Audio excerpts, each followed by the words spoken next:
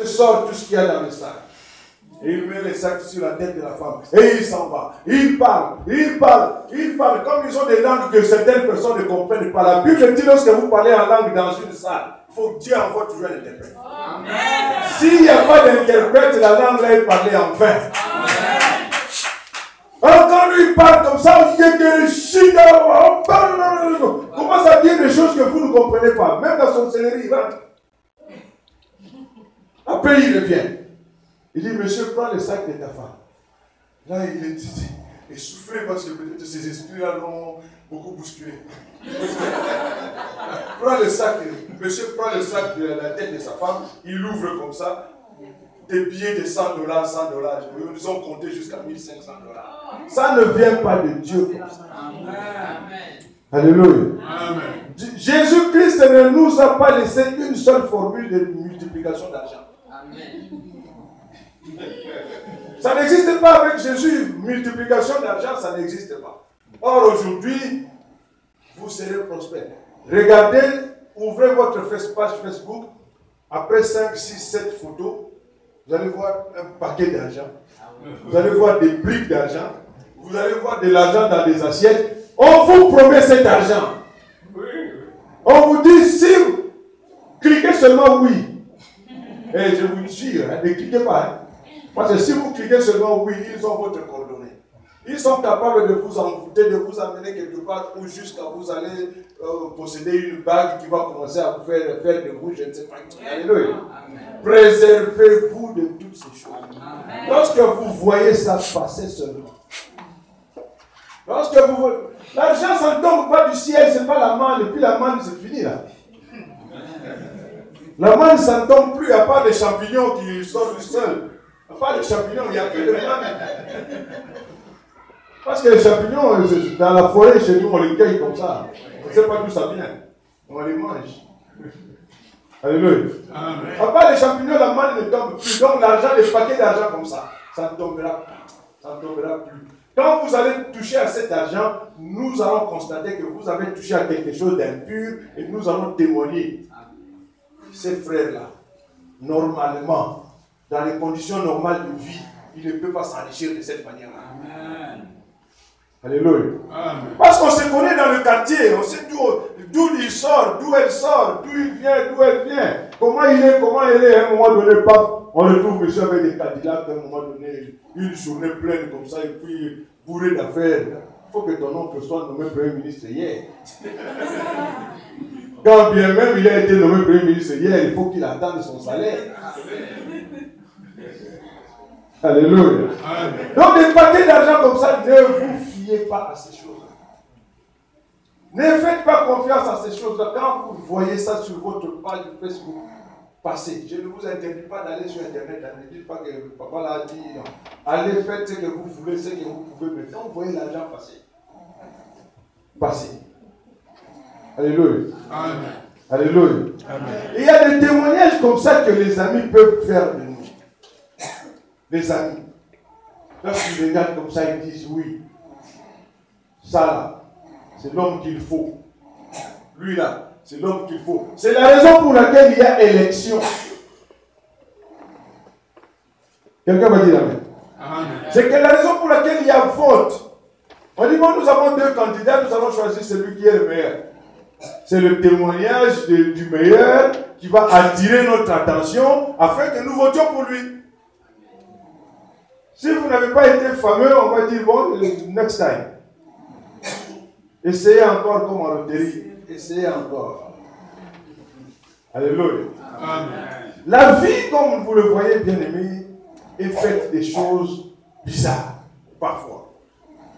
Et si nous, en tant qu'enfants de Dieu, nous ne faisons pas attention, c'est vrai que Christ nous a dit, vous êtes dans ce monde, mais vous n'êtes pas de ce monde. Pour que nous ne soyons réellement pas de ce monde, il faut que nous soyons des gens qui savent soigner leur témoignage. Amen. Il y a dans le livre d'Apocalypse, excusez-moi, le verset n'est pas dans ma tête, mais quelque chose qu'on appelle Église triomphante. Lorsque Jean demandait à l'ange, mais qui sont ces gens-là qui sont tous habillés en blanc et puis ils chantent des cantiques bien comme ça? Il lui a dit, ce sont les gens-là qui ont lavé leurs péchés dans le sang de Jésus.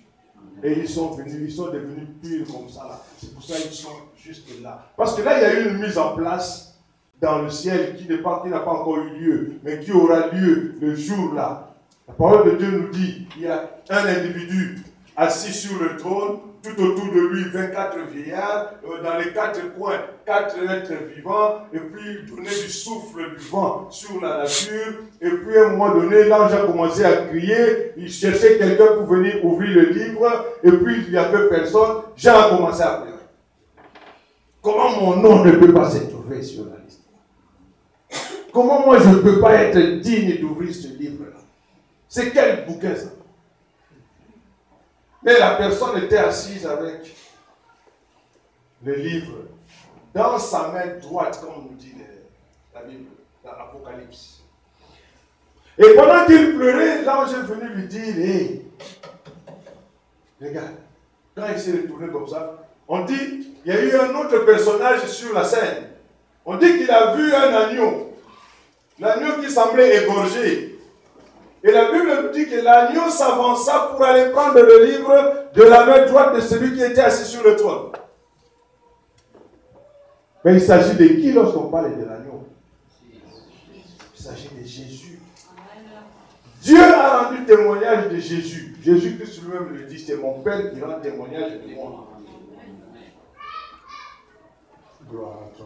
Et nous rendons témoignage des autres parce que le Seigneur nous a donné ce pouvoir, cette force, cette puissance de discernement.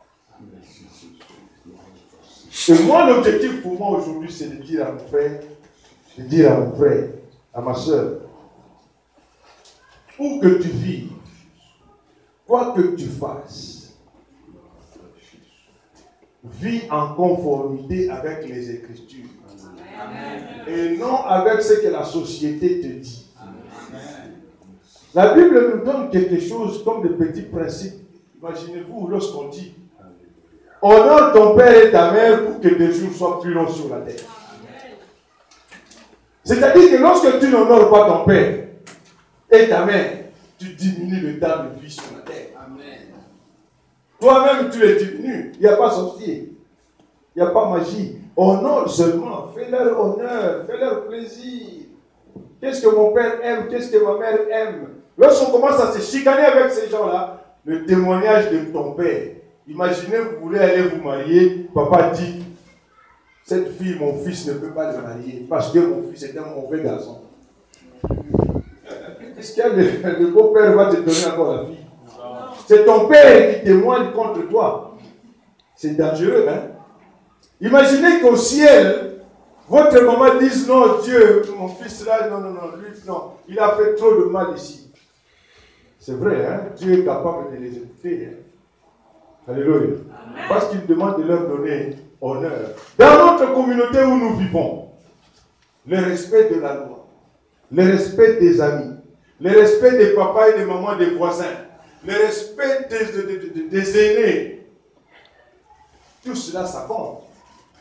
Ça compte dans notre CV. Et le jour où une question nous sera posée, pourquoi vous voulez seulement avoir ça? Et vous ne serez pas capable de justifier. C'est le jour-là qu'on saura que votre témoignage vous a rattrapé. Alléluia. Et qu'est-ce que nous allons gagner en conservant notre témoignage?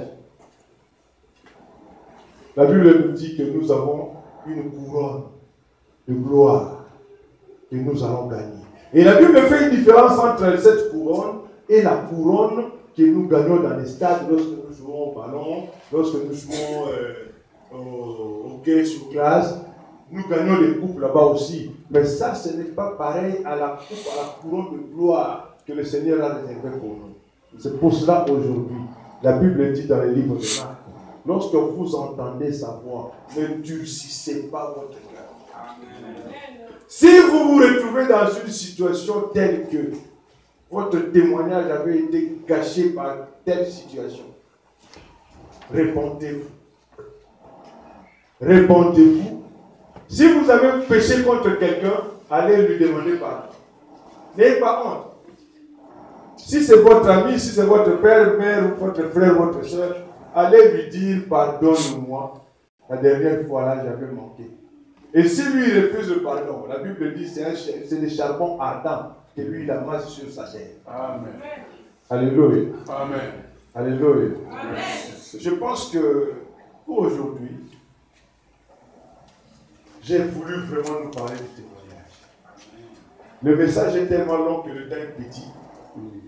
Et nous ne pouvons pas couvrir tout en une journée.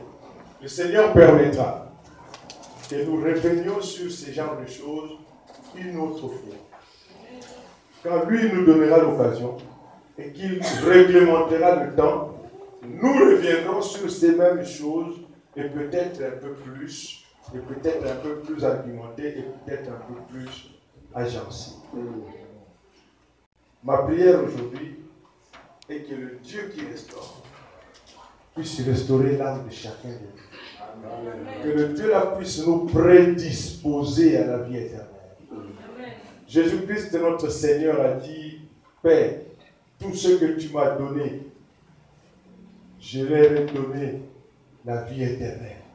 Et il dit, oh, la vie éternelle, c'est qu'ils te connaissent, toi, le seul vrai Dieu, et celui que tu as envoyé, Jésus-Christ, homme.